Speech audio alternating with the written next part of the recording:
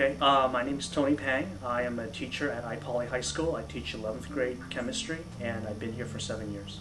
I was at a job fair at Cal Poly.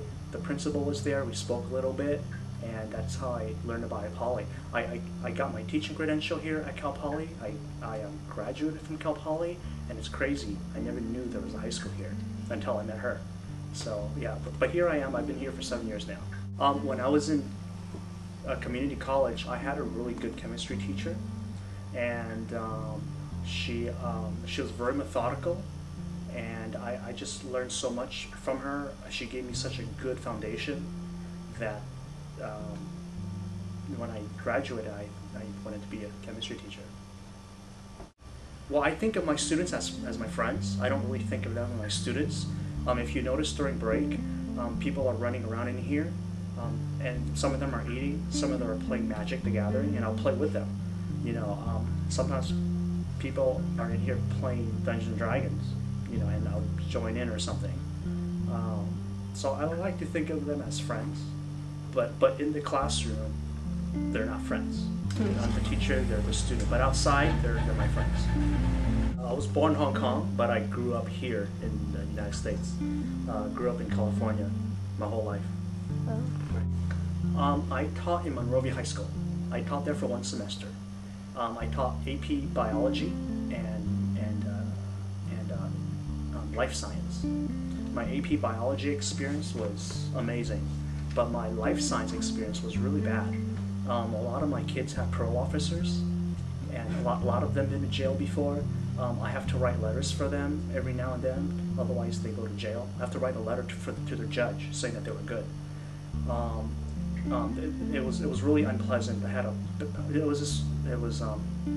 I was not happy there. There's this guy that used to come by our school. He'll come in, and as soon as he comes in, everybody's well behaved, and they look scared. So one day I asked one of my students, "Who is that guy?" And he goes, "Oh, it's my parole officer." So I said, "How many of you have parole officers?" And everyone raised their hand. You know, so I asked the other teachers who taught the same subject, do your students have parole officers? And they said no. So I'm like, why did they put them all in my room? That's ridiculous. So anyways, after 1 semester, I had enough. I quit. And I was really upset. I was so upset I didn't want to teach anymore. I actually went to UCLA and worked in the lab. I was so upset I didn't want to teach anymore. I worked at UCLA for 2 years, and every day when I was there, I thought about teaching for 2 years. And so at the end of 2 years, I thought, if this is all I can think about, then that's what I'm meant to do. So I went back to school, got my teaching credential at Cal Poly. Then I met Principal Elsa, and I've been here ever since. Well, I worked in, I worked at Wilson's Leather Outlet Store when I was in community college, selling leather jackets. I worked as a telemarketer. So don't hate me. I worked as a telemarketer. That was not fun. What else? I did some hard labor in junior college, working for my uncle, just loading, unloading. I worked in the chemistry stockroom at Cal Poly. I helped them prepare labs for the college students. I helped some of the professors grade some of their papers.